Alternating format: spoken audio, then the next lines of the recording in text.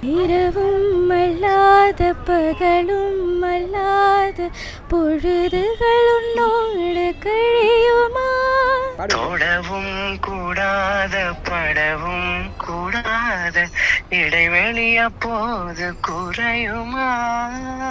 மடியினில் சாய்ந்திட துடிக்குதே, மறுபுறம் நாணமும் தடுக்குதே.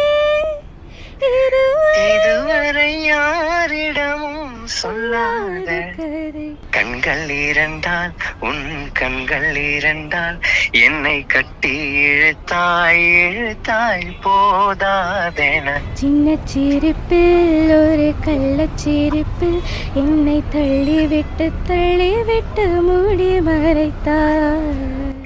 பேச எண்ணி சில நாள் அருகில் வருவே.